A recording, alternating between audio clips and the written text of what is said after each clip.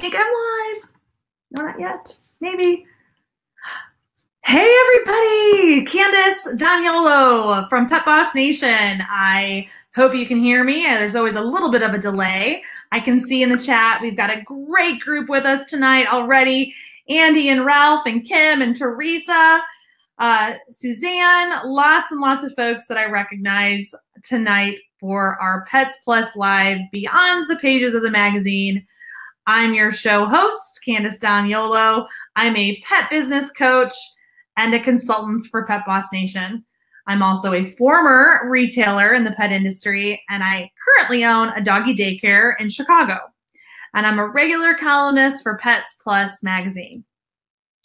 In each of these episodes that we like to call Beyond the Pages, you get to go on a journey with me doing exactly that, going beyond the pages of the printed magazine, where we connect you directly with experts and contributors so that you get to tap into their brilliant minds and expand on the things that we've talked about in the magazine. And you get to chat directly with us. We've already had you chatting in the chat feed if you're joining us live, and you'll be able to ask questions along the way. Sometimes we answer them right away. Sometimes we save them for the end. But never, never hesitate to type a comment, share how you feel, or engage with us. I do these videos and these shows because I want to make sure that the pet industry stays strong and thrives. And it's really important that you engage with us. Don't even feel like you're interrupting us, because the guests and I, we just love to chat. We'll be on a roll and you won't be interrupting us. And then we'll get to your comments and questions as we can.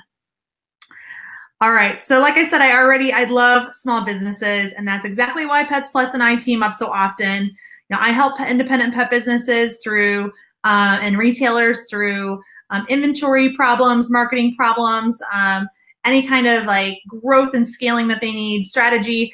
And I do it all through our group coaching program, the Pet Boss Club. Enrollment into the Pet Boss Club opens June 18th, in just a month.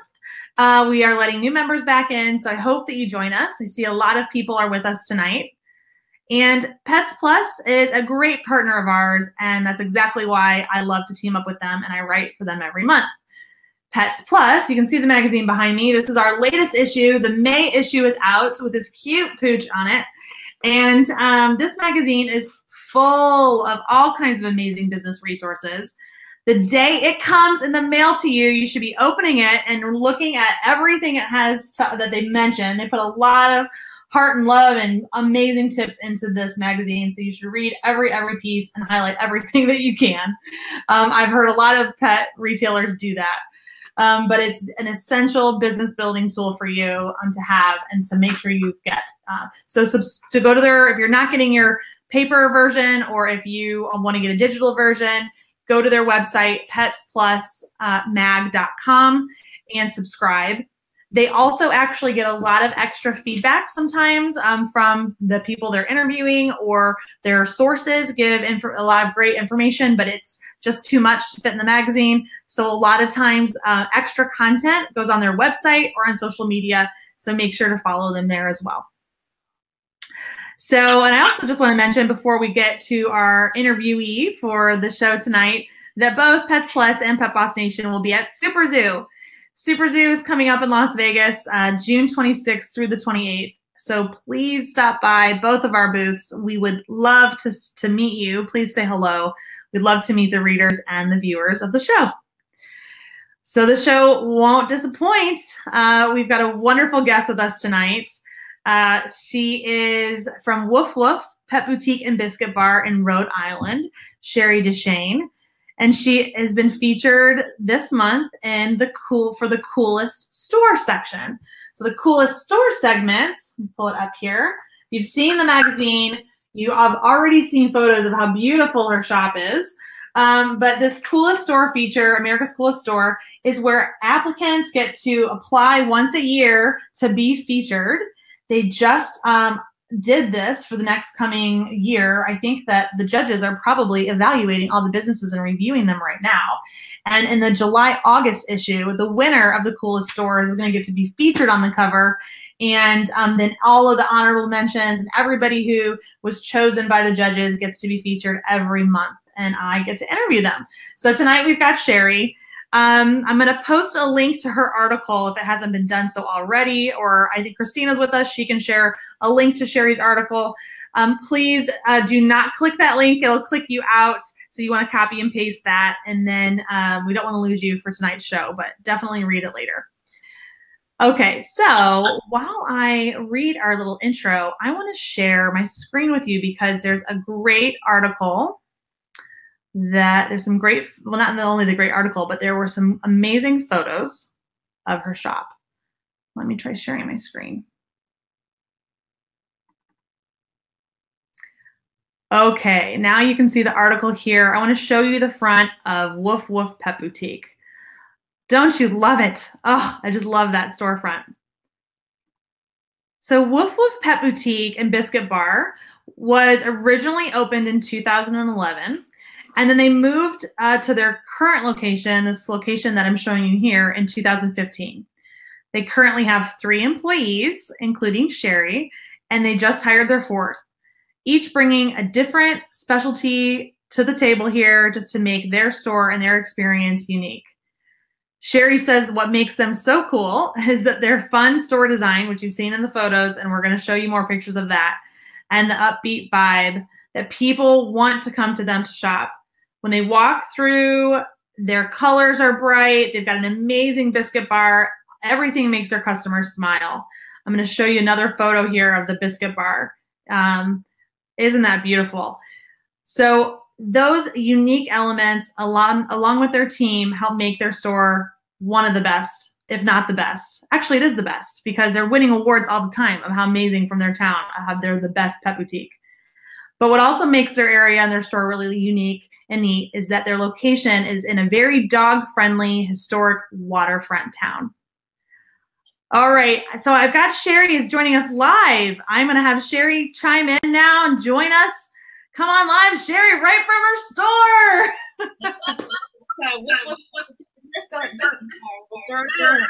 Yeah, we get to see the biscuit bar in person almost. It's a real thing. It is real. Yep. My husband made it. Your husband did all of that. Man, it's so nice to have someone handy around. But I'm sure he made it, but did you design it? I designed it with him. My idea, we worked on it together. We're a pretty good team, so. Yes. My dream. You are.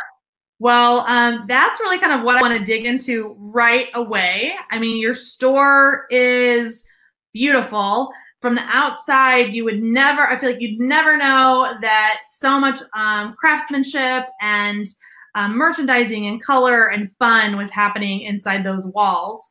And you have a really unique space. I mean, I want to talk about your store layout and your design first because honestly, I think I've been to a lot of pet stores. I've looked on a lot of pet store websites, and you by far have one of the prettiest stores. So I just think it's freaking adorable. So I want to start there. I want to start with, before we get into some of the specifics, because I'm going to share more photos of the store. Let's go to your background. Like how is it that you kind of have developed this adorable shop? From the very start, I started in retail when I was actually just out of high school. I didn't really know what I wanted to do with my life, and my mother basically said, you're either getting a job or going to college. Mm-hmm. And I didn't really know what I wanted to do, so I got a job, and I got lucky enough where I got hired by a local store, Jamie O'Shea World in Warren, Rhode Island, and they kind of the owner took me under her wing and kind of let me fly, and that's where I discovered I had a real knack for basically merchandising. So mm-hmm. I got all their walls. I won things from Ked sneakers and Reeboks for doing display work for them. So mm-hmm. I got really lucky that I got to be able to do that. And then I moved on to another store, and then I just had always wanted to do my own pet store, and that's how this pretty much came about. I just had years and years of retail and merchandising experience, and I just put it all to use. And, yeah. So, so you've had a lot of experience in retail. Now, do you just have like do you feel like you have like a knack for choosing certain colors or? Yeah, I think it's more like an art. Like I tried teaching it to my employees, and my employees do really great with it. But I think it's definitely an art. You're like an artist when it comes to merchandising. You either kind of have it or you don't. It's something that you can teach to a certain extent, kind of like art, but it's just something that comes out of you. They always tease me and say, "What do you like? Fall asleep at night thinking about what you're gonna?" Jocelyn's laughing over here, one of my employees. What do you fall asleep at night thinking about, and about what you're gonna do with this and that? And actually, yeah, I do. And it's just, I don't know. It's like an art. It's like making flow, making colors go together, making your displays work. It's just like I said, it's basically like an art, and it comes out inside of you. You can teach it to a certain point to somebody, but it really needs to be I think it's just something that is inside you. But it's a really critical piece is to have your interior space, whether it's the colors on the walls or the signage that you use or the displays that you make, and how it makes the customers feel when they come in. And even if you are a larger chain store too, or not even a big box, but maybe like still an independent, but a larger footprint, like there's, the atmosphere is so important. I feel like the only thing that's missing for you in your store is that you need some big windows that you can decorate. I know. I had them in my other two stores, windows, and I do actually miss the big windows. I really seriously miss, especially at Christmas time. I miss those big windows. But you gotta take what you can get, and this building is definitely to die for so many other reasons. So we lost our big windows, but we got a beautiful deck. We got a beautiful Doggy deck and stuff. So that's cool.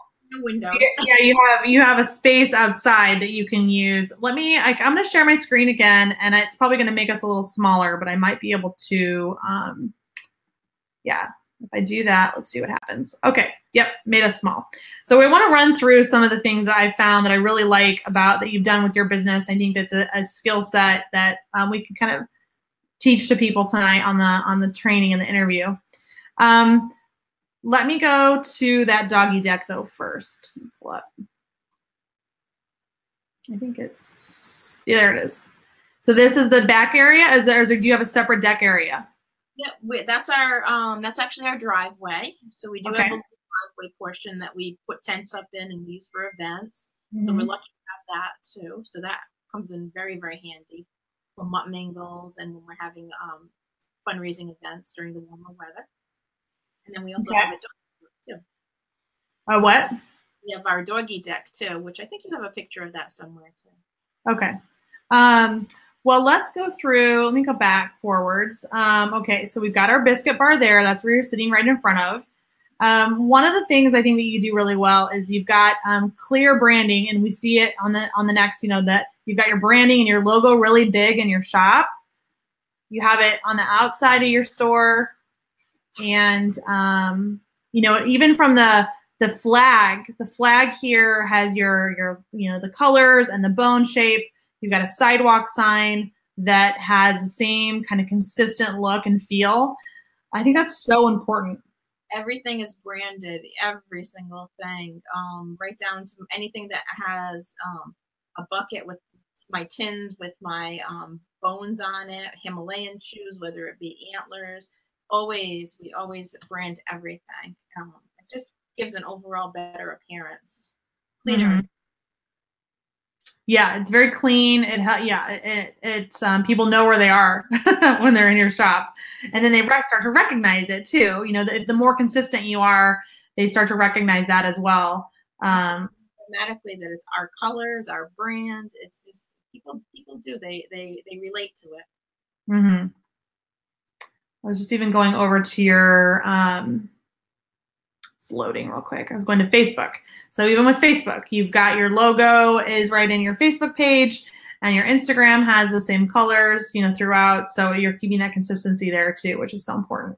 Yeah, I just think, it's just so much more important to use your own branding rather than just using like just a generic label on everything that you do, whether you have your t-shirts, like when we do our events, we have store t-shirts, everything just really, our bags, everything should really be branded. It just looks so much more professional. Do you use branded bags?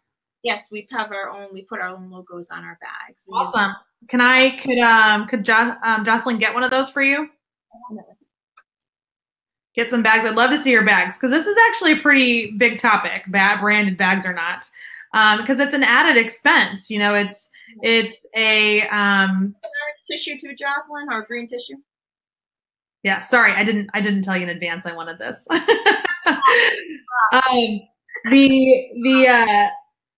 was I gonna say? Bags are marketing. Yes. And people feel like they don't want to spend the extra money to get a custom bag made, but it's something you can control. You can decide what goes on the front, on the sides, on the back. And yeah. I love the ones that you showed on our group page the other day, and I'm actually thinking about changing to that. But they just look really cute. Mm-hmm. Yeah. So what you've done there is you've taken a craft bag, you had some labels made and stuck on it, but they're better. It's better to do that than to have a plain bag or to use one with paw prints. Yeah, and it's just customers like it because everything we use eco-friendly packaging, we use recycled everything, and customers love it. It's simple. Mm-hmm. I actually love the one that you posted the other day, and I'm thinking about going that route with the sides done and stuff. I think that was a beautiful idea that you posted. Well, thanks. Yeah, what I did on my bag there, and we can show it. I could show it now too, I guess. But what the bag is, it's got the logo really big on the front, and then I use the side panels as a way to continue the marketing message to the customers. So, okay, I want to go back now to the design. And okay, so when we say, see how her photos and her picture frames are consistent all the way through, right? They're just nice and clean. I also love that you've got overflowing treats. I have a feeling it's not just that way because a photo was taken. You probably do that all the time. Yeah, they actually are that way all the time. Why do you do that? I call them 3 months pregnant. I love it. They're 3 months pregnant. Sometimes we'll do them 6 months, and depending on how busy of a season it is, like Christmas time, we'll do them a little more mounded. But it just looks better, and they just look a lot better that way. And the scoops always have to be on a certain angle and stuff, and it's not just that way for pictures. We come in probably about every half hour, 45 minutes, and straighten the bar out. Mm-hmm. It's consistent. So. Now, what I love what you've done here with this custom piece too is that it makes you unique, and it also really almost has you become a destination for people. And this biscuit bar, I think you gave some facts in your article here, but it's a pretty big piece of your business. It is actually, yes. Yeah, so how many pounds you go through? We go through about 180 pounds of biscuits every 2 weeks, roughly. Wow. If not lately, I think we've been going through more than that. I haven't added it up yet, but Jocelyn's nodding her head over here because we're constantly, it's a lot of biscuits. Yeah. We've even added bags of biscuits to the sides because we've just been going, we had to add more flavors to it. And it only holds 8 flavors. Yeah. Do you make these, or are you buying them from a manufacturer? We buy them. We bake in 24/7 if we ever had to bake this many. Correct. Right. No, but I think I like that though, because it still is. It tells the consumer is coming for like almost like a baked biscuit bar experience, but you as the business owner don't have to be the one that's like making all of these cookies either. And and plus we order them. Most of them come local from Preppy Puppy Bakery, and they're actually local near us in West Wareham, Mass. Oh, nice. So it's basically local. The Cape Cod cranberry. The cranberries are from local Cape Cod. I mean, we are very, very close to them. It's not even 35, 40 minutes away from us, I believe. I love it. And plus, it's great because we don't have to worry about doing all of our crude analysis testing and all of that fun stuff. And every time we want to change a formula, it's simple. We can just add in another formula. And then we do use a couple of other bakeries too for some of our grain-free formulations. But I'm sorry. It's a lot easier when you're dealing in this much mass quantity of biscuits. Right. So here we are across this photo that I'm sharing now. It's across from the biscuit bar, and we've got a butcher shop here. We can see that the signs, like you mentioned before, the signs are consistent. You've got your barrels with consistent signs. Everything looks full. And if it's not full, I'm going to assume you rearrange this too. If the bin isn't full, it comes lower down because you want the focal point to be on looking full.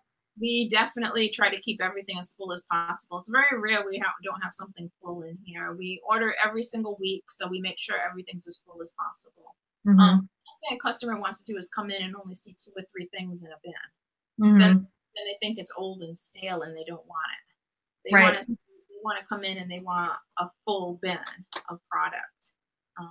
So we basically, and we sell a lot enough to be able to do that, and it works great for the customer. Like I said, they feel like they're getting, a great buying experience by having fuller bins rather than coming in and seeing a piece here or a piece there.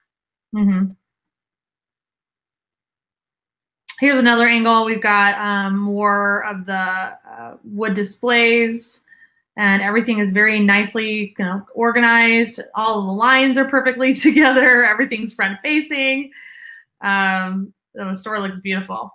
I love this too. Did your husband build this kind of nook, or was this already here?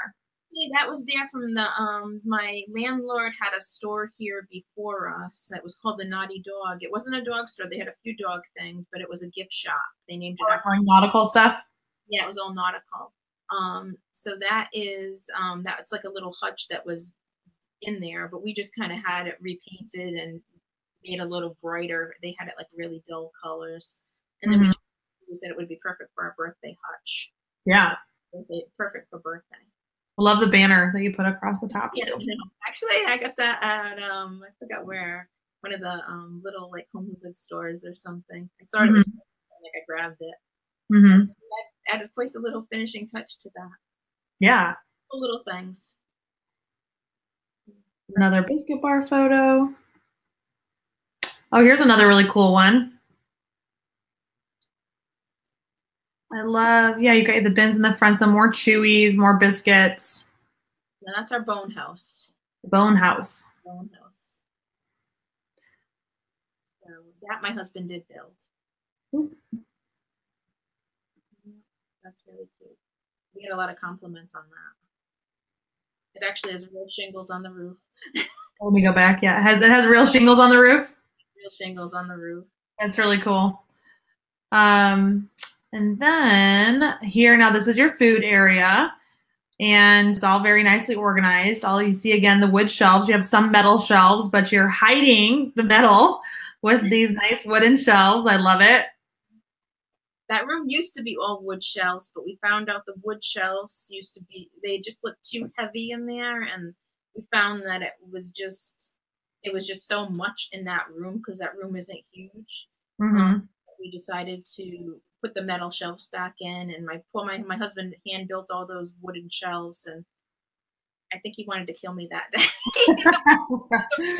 Shelves out the end of last summer and put the metal shelves back in. But once it was done, we realized it did have a much cleaner look, and by putting the wood shelves in front, it gave us more room to walk around and to really see the food lines a lot clearer and cleaner. But yeah, that day was not a fun day. So we looked at a lot of wood shelves. You've got more here too. I mean, what I really love, and you kind of see a theme going through all of this. And here's more. I'm gonna flip through these a little bit.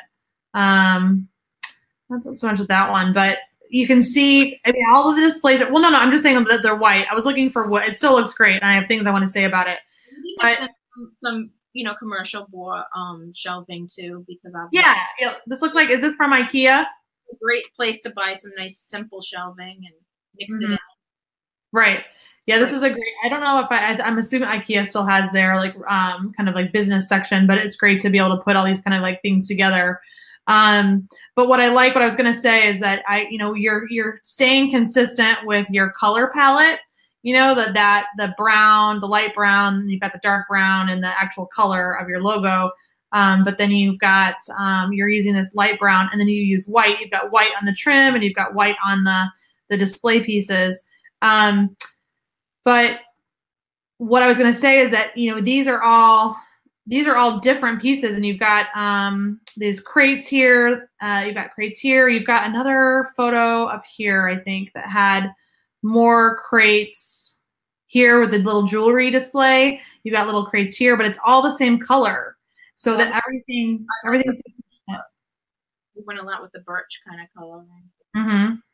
Instead of just taking odds and pieces, I just see that so much, where people just take like whatever they kind of have or find, and they don't have a plan or they don't have a theme in mind for their store. So you did a good job there.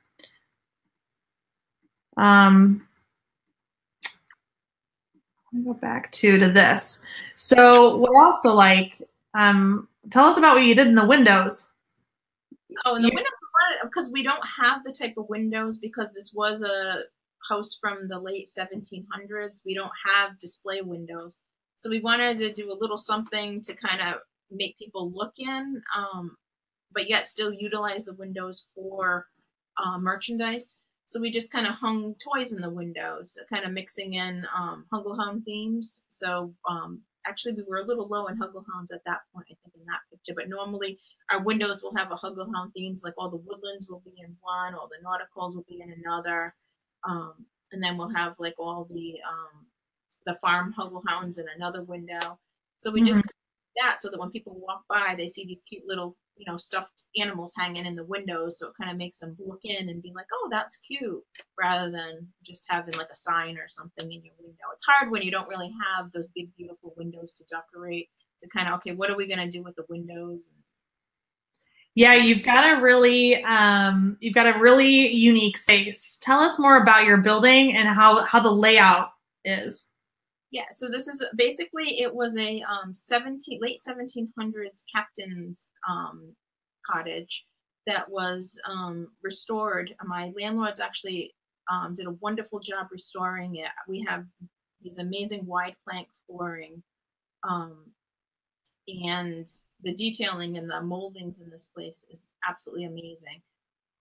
But it becomes a challenge because we have rooms. We can see it. We can see there's a few doorways. Rooms. So, which I really don't mind, because I actually kind of think it's kind of fun to do it with the rooms. So we did one side of it when you first walk in the front door.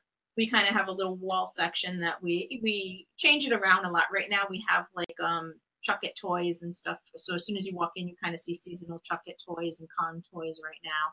And then as soon as you walk in our main room, which is we have two main rooms basically, but our left is more of our boutique, where our bakery case is, our cash register is. We call that more boutique room. We have our big display table that we'll do our seasonal display table, our collars and leashes. So more of our boutique kind of items, our gifty items. That's where you see like the plaques and the mugs and that type of stuff. When you walk to the right side where the biscuit bar is, that's all of our butcher section. So it's segregated really nice for easy shopping. So when you're looking for treats, you go in one room. When you're looking for more gifty stuff, you go in the other room. And the food is way in the back. We have it's actually an addition on the house, so it's not part of like the historic portion of the house. So the food worked out perfect in that room, where let's face it, food's not the most beautiful to merchandise. Right. Yeah. You can't really do a whole lot with food except for keep it neat and clean, and that's really about it with food. So that's where it helps too. If it's at the back, they have to walk to it, and then they pass all the good stuff, all the impulse stuff. That's the whole point of it too, is they walk into the back and they walk through, they pick up biscuits, they pick up treats, they pick up this, they look up to walk through the leashes. And even that cat section is kind of in the middle, next to the register. It's really hard because I want to take you for a tour, but it's very yeah, I know it's hard. It is hard. Well, you're welcome to, if you want later, do a little like Facebook Live video for us in the group, and I can share it, or like send me the video or something, and we could do that. But it was definitely a challenge when we first saw the space. We're like, oh, because I mean, my first store was itty bitty and tiny. It was in like probably 1,000 square feet, but we only had about 800 square feet to work with, and we blew out of that in no time. Yeah. Moved into my second location. It was huge, but it was a wide open space, but it was just it had no life to it. And no matter what I did, even though it looked really cool when we were done with it, it just wasn't what I wanted. Every time I looked at it, I was just, this just isn't what I wanted. So when I found this space, I was like, oh man, this is going to be so fun. But my husband and I don't know my husband's really good at doing things on his little computer programs with trying to put the fixtures in, and we're like, how are we going to get all this stuff to fit? We actually had to cut the biscuit bar down. I forgot how many feet he cut off the biscuit bar. I think he cut like a foot off the biscuit bar, and we had to cut it in half to get it in here. Oh, yeah, it's true. So it's like it's seamed in the middle. But yeah, so it was quite a challenge trying to get everything fit in here. I have enough stuff in storage to open up another store, put it that way. But it was really cool trying to like come up with a theme for all the rooms and how to do it. I had, thanks to my staff and my husband, we got it all to work in the flow, and really, it took quite a few times re-merchandising and saying, well, this didn't work and we need to change this around, but we got it. So, yeah, I love it. Well, it is beautiful. It is beautiful. There were some questions about baskets and some other stuff in the chat thread, and Jocelyn's been answering those on where they can grab them. And then one of the questions also was if you offer a loyalty program or a frequent buyer. And I know there was, she mentioned that you have one probably for the whole store, which we could elaborate on. But before we do that, I'd love to know, because we have clients in the Pet Boss Club who are thinking about doing like a bulk bar, and they're curious like how to price things. Like, is it by ounce? Is it by individual? Do you sell them by the pound? So tell us how you price your bar, and if you have a program for that. I actually commented a lot on our page, but yeah, I do it by the ounce. We find it just works a lot better. I don't know if you could read that, but sure. It's 50 cents an ounce, and then we put $18 a pound, and you'd be surprised at how many times we have to put 16 ounces as in a pound, because we have a scale over here that we weigh it out on. And then we have another scale, a legal pretender scale behind the register, because you've got to have a legal pretender scale in this business. And then we do have our own biscuit bar card that we have also too, which is you buy 11 1-pound bags, and every time they buy a bag, they get a little stamp on these little cards. Jocelyn's, I think, going to go grab one to show you. And when they get that card filled on 11, their 12th bag is free. So we do a rewards card for the biscuit bar. Yeah. And it really keeps people coming back. They love it. They think it's the greatest thing ever, and they love filling it up. And here's our little biscuit bar card. Oh, I love it. Branded as well. And it's just buy 11 1-pound bags, and you get a free bag. And nice. And it's great because when people come up to the register and they're just like maybe a little bit short, we tell them, go back, put a little bit more in, and you can get a stamp. And they do. Mm-hmm. So it's more biscuits, and people love it, and they bring their card up, and they have their card ready to go too. They know now. Do you find that because now you've created because that's the focal point for biscuit type treats, that do you have a hard time selling other brands, boxed or packaged biscuits? Not the jerkies or meat ones, but the biscuits. I would say we're very limited on what we carry in other biscuits. We change them around a lot. Jocelyn and I were just going through that the other day on that it's time to change some of our biscuits around. But we do have some faithful people that buy other brands of biscuits. Yeah. But for the most part, this is our biscuit line. And, we do well with the Cloud Stars always do well. And we've been doing well with the bocces, but we do play around with some of the other lines. Mm-hmm. Biscuits go. Yeah.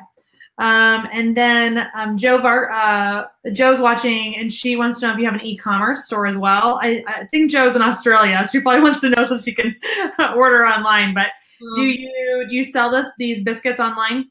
We do on our website right now, and we are actually we're getting ready to launch a full e-commerce site. We've been slowly working on getting everything up and ready to go for that with our software program that we use. Uh-huh. So it's a little bit of a feat, but we're getting there. We've been working on it. Jocelyn's been helping me, and right now we got to get the Woof Wagon off the ground and get that. Should be ready to go for June. Yeah, I definitely want to talk about that too before we end. Off the ground, it's all these e-commerce site after that. The 2 and 2 will kind of go together. I love it. We have what'd you say? Got a little busy. Yeah, I'm sure. Oh my gosh. I mean, yeah. Nothing like an entrepreneur to find more things to keep themselves busy. It's like personal time. What's that? Vacations. What's that? Okay, Kim, if you're open to sharing this, one of our viewers has a question about what your markup is on the biscuit bar. This particular person, she makes her own biscuits as well. And so she's probably wondering, well, how should I, how do you price that? No, I think they're less than that. They're 18.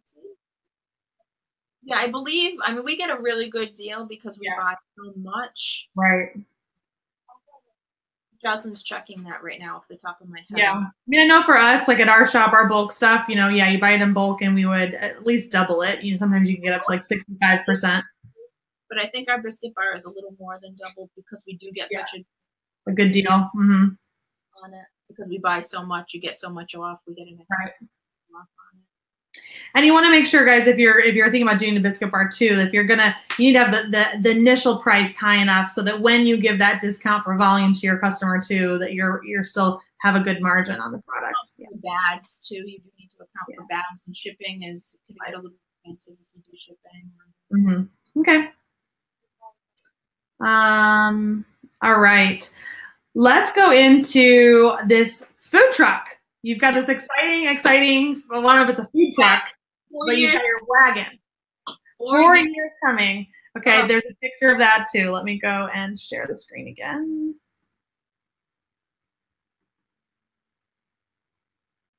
Okay, I think it's in here. Yes, the Woof Wagon. The Woof Wagon, yes.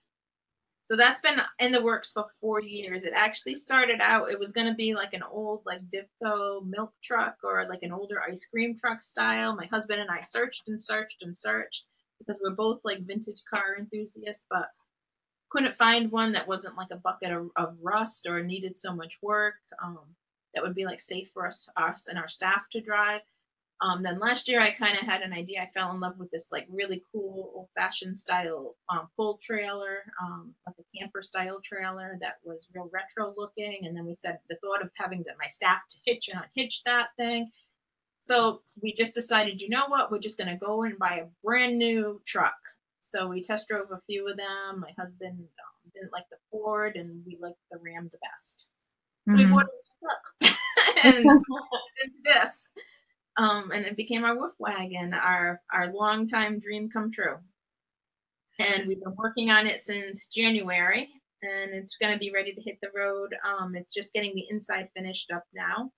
My husband's finishing up the cabinetry and the flooring and stuff, and it should be ready. We have it actually booked. Our first date is June 3rd for our farmers market, so it needs to be ready for June 3rd. Okay, you got a little bit of time left, a couple weeks.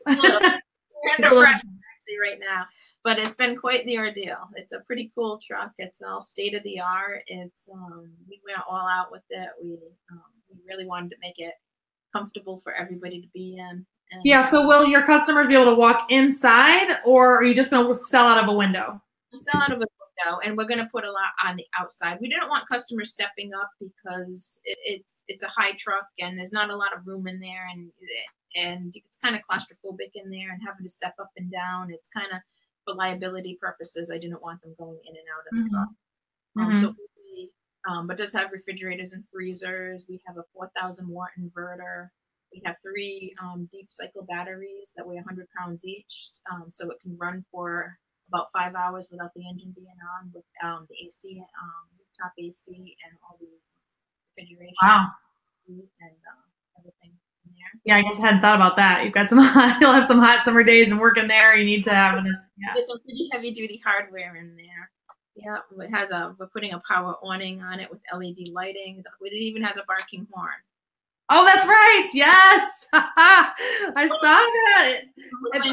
You've invested some money into this vehicle. So what we do was and I think you have in the article was the solar panels, and our AC and refrigeration company said it wasn't powerful enough to put the solar panels, so we had to skip the solar panels. So no solar panels. That was originally part of the plan, the build. So now you just need the speakers out playing "Who Let the Dogs Out?"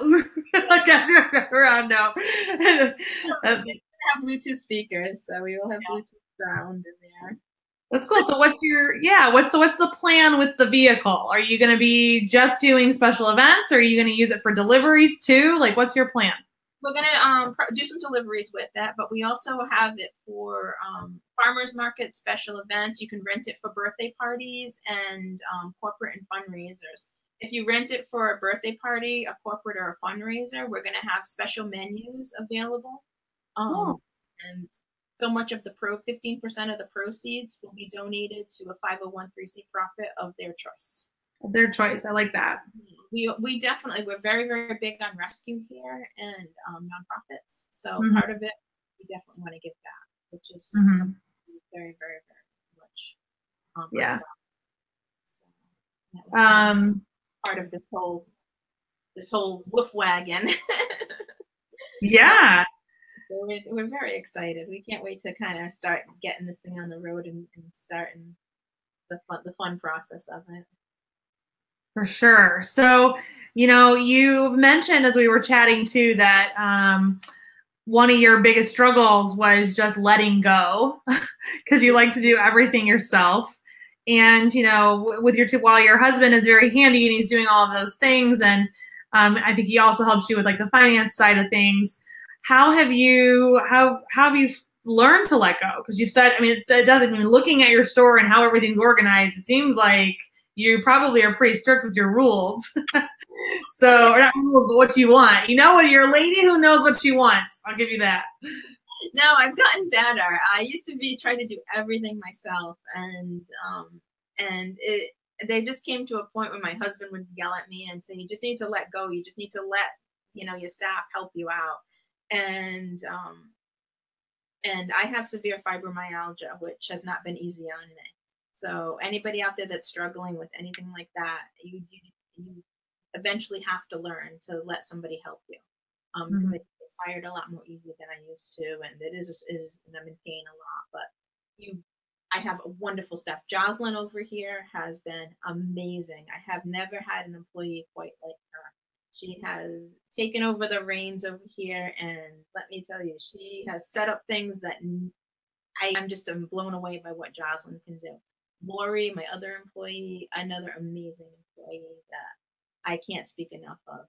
She helps me out. She can merchandise, and she's got it. And Jocelyn, even when she does a merchandising thing, she's like, "You're gonna fix it, aren't you?" I'm like, "No, you did a great job, believe it or not." So she's learning from you. Yeah, so I've just learned to let go and just kind of let my employees, just like my boss originally let me fly. I've been letting my employees kind of fly and letting their talents kind of shine through. And I am very, very impressed with my employees and everything that they've done. And Lori, one of my employees, makes these for the Bristol Animal Shelter. They're the cutest little things, Matisse jeans. Shout out. They are the cutest little things, and the proceeds go to the Bristol Animal Shelter. But that's how great my employees are. They are. I have to say, I have the best employees ever right now, and they help me out tremendously, which lets me let go and have,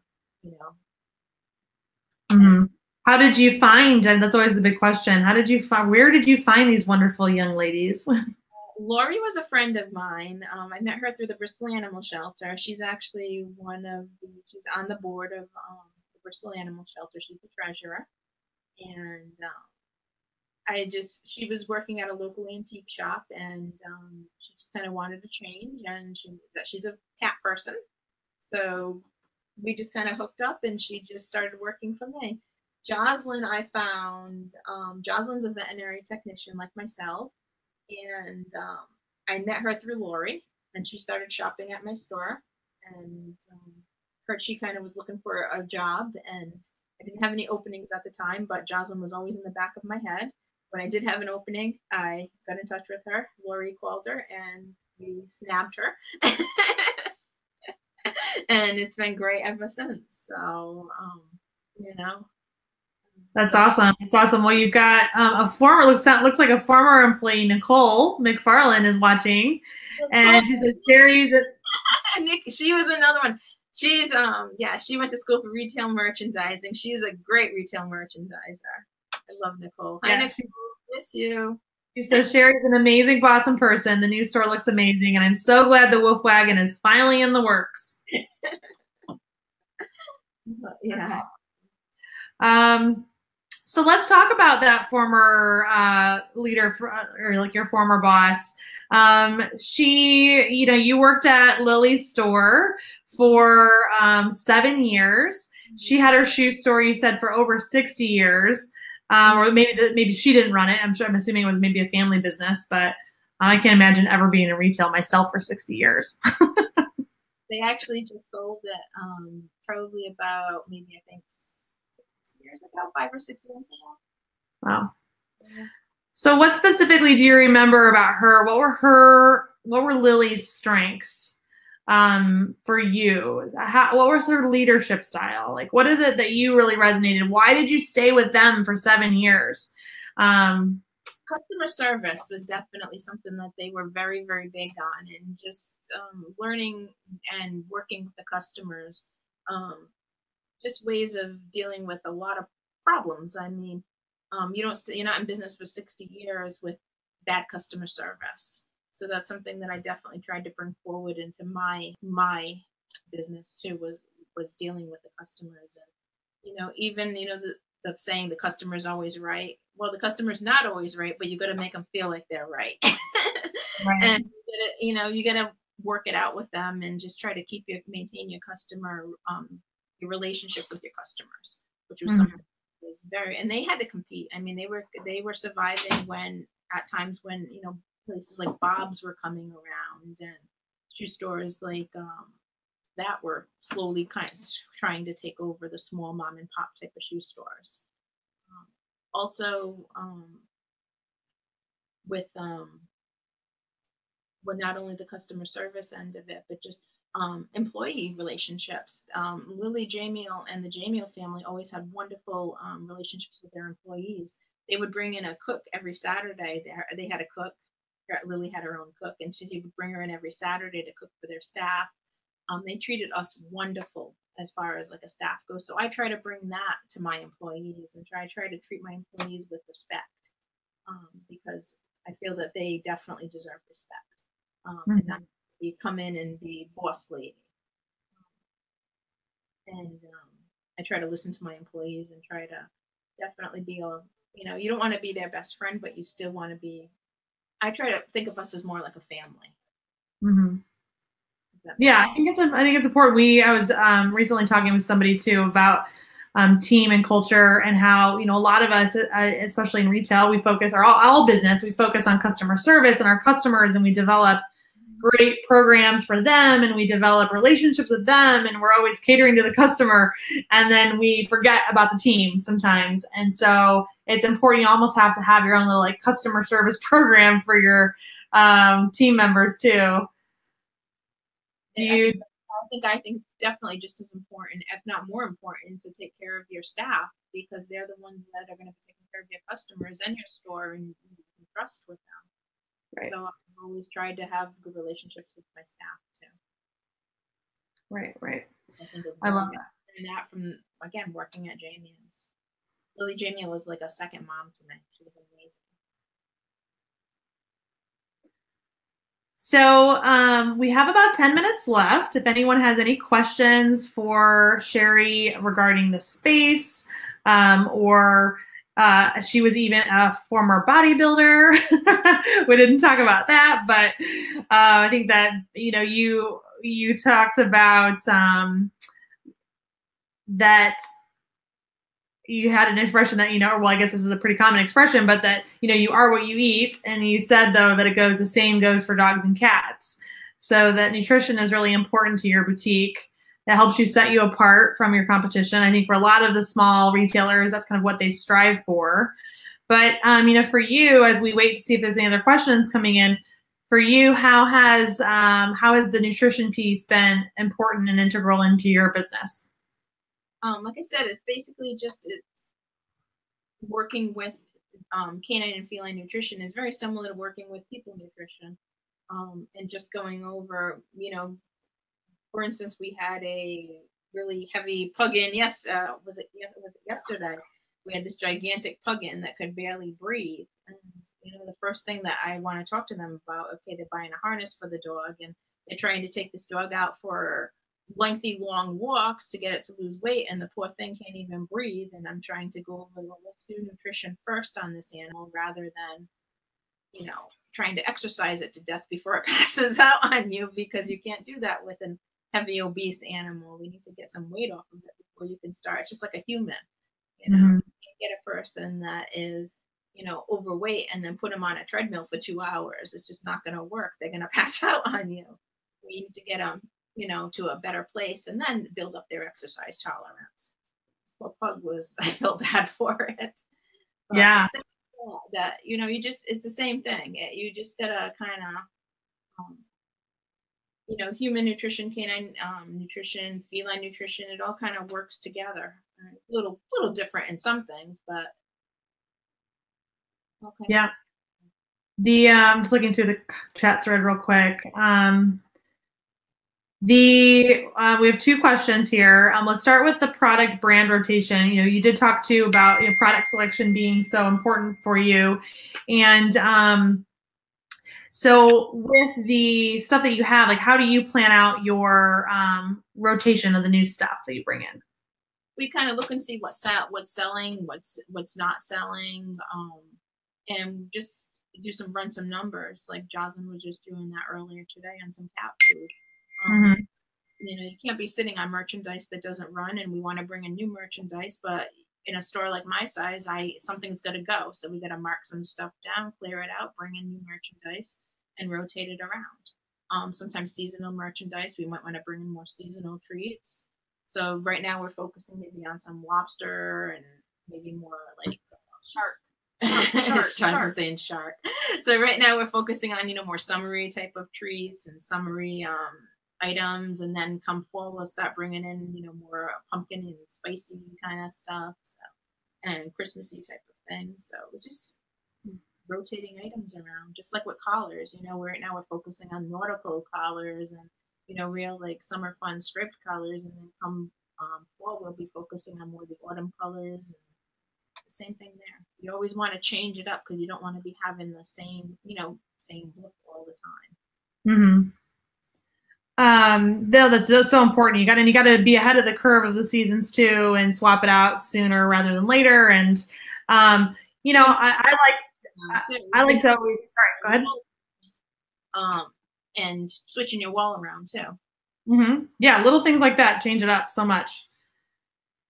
Do you find too that, like, you might have a line of tough toys that you really like, and then you can you carry that for a while, and eventually all your customers have that, so you just have to switch that out for a little while and bring in a different line. You can always bring back that favorite. Or do you like to keep your staples the same? Well, we always have like a Westport line of toys, and so that's pretty much a staple. But we'll switch out maybe the Planet Dog line, and then right now we have Go Nuts in. So we do switch out some of our toy lines. We'll switch out some of the characters in the VIP Tuffy toys. The Fluff and Tuffs will bring in like different characters in. Again, we switch them all out and around so that we're not always with the same characters. Yeah, that's a good way to do it too. We'll try to bring more bears in for the winter, bring nautical and more sea creatures in for the summer. Mm-hmm. That way they're not always seeing the same line of toys. But Yeah. we have some Huggle Hounds. We do sell a lot of Huggle Hounds. We're a big Huggle Hound store, so we'll keep some of like the bunnies and the ducks. They're more sneaky, but we're always checking out the seasonal stuff. Totally. Lori's curious if you carry items that have recalls or do you weed them out? And I'm sure what she means more is like you wouldn't knowingly bring something in that was bad, but like when there is a recall, how do you handle those situations? Well, depending on if it's a recall, we'd actually go right in and pull any recall items and send them back. I mean, obviously, if it's an item that has a chronic recall history, that say we had a big problem years ago at Taste of the Wild, and I kicked them out of my store. They're done. They're over with. So it depends on the recall history because we're very picky about what we carry, food-wise. And also kind of about the situation, you know, sometimes it's, you know, voluntary, they're taking it for just precautions, something minor. Like I think there was something with recently, I don't know if it was Vital Essentials. I shouldn't say the brand if I don't know it exactly, but it was something about just the size of this, it was the primal grind was too big. Yeah, the primal grind was too big. That was something simple. That was just it was like by like such a fraction of a size too. Right, which is just a law that was made, you know, put in place. When Fromm did their first run of canned food and they voluntarily recalled on their own factory, that was their first and ever recall, and they didn't have vitamins and minerals, I believe. I think that's what it was. I mean, that's just a precautionary recall. It wasn't going to make any animals sick. It was just a simple little recall. But when you're talking about major recalls and companies that have histories of constant problems, no, that doesn't fly in my store, so it's got to go. Yeah. Gotta go. Totally. So out there to deal with. Right. Well, talking about all the things you've got to deal with, we've got one. I saved the best question for last, and I think that it's because I've seen you in action with this. But because you have the 3 rooms, one of the questions was, do you have a lot of theft because of the 3 rooms? And I know you have cameras. You're very vigilant about any theft that happens. So tell us about how you handle it. Well, one, if you have a lot of theft or not because of the rooms, but then how you deal with it. We have 1, 2, 3, 4, 5, 6, 7, 8, 9. I think I have 10 cameras right now. Wow. So I have 10 cameras, or actually I probably more than that, but I have a 3-floor building of doggy daycare. I've got 1,300 square feet and I've got 10 cameras. So yes, we do have an issue with theft because of the rooms, but and we do prosecute. And we have prosecuted several people already. And we monitor those cameras. And but we're pretty much on top of our customers. We don't, we follow them around if we think, they're going to be an issue. We keep an eye on them, or we'll watch the cameras from the desk and really watch them good. We got all angles covered. But we do prosecute. And the Bristol Police Department has been wonderful with us. And, we love our camera system, by the way. We get nothing but compliments from them on it. Yeah, it's one more out front so they can get a better angle when the college kids come by and steal like a milk crate or something off our front step. Right. So are there Nest cameras? Is that right? The Nest. I use Nest cameras, and they are wonderful. They really are. Well, Sherri, that's about all we have for tonight. Is there? I would love to hear kind of to end the final note. If you have a word that describes what you think is ahead for the pet industry, is there a word that comes to mind first? For what? For the pet industry. For the pet industry? How about a couple? Challenging, fun, and definitely you have to love it. You have to love it. And you have to love it, and don't give up. If a Pet Valley or a big box store moves in there, you don't give up. Fight. That's right. Yeah, it's so easy to say that the internet is putting me out of business, or my business is struggling because of the big box. We little people have to stick together, and that's the best advice I can give. Is I hate seeing a store go out of business. We little people have to stick together. We can do it. That's right. And that's a great segue into, why we do these. Sherri, I just want to thank you for coming on tonight and for being so open and honest and to share with us, because the more that we can help the independent businesses, the stronger we are together. I mean, I believe that so much, and that's why we do these Pets Plus Live beyond the pages of the magazine, where we talk intimately with people because we just want to help you. We are stronger together, and when we're with the smaller guys, we're not competing with each other really. That there's so much of the piece of the pie is really being taken by big box. So the more we can educate pet parents, the better it is for all independents. Yes. Well, Sherri, thank you so much. And for everybody else who's watching, Pet Boss Nation has a Facebook group, and so does Pets Plus Magazine. Please find both of our groups on Facebook to join, to continue conversation always, every day, 24/7. And then you want to also make sure that you have read through your latest issue of Pets Plus Magazine if you haven't yet. But okay, everybody. Well, everyone have a great night. And until we meet again, lead your pack, pet bosses. All right. Good night, everybody. Night. Thank you so much, Sherri. Bye-bye.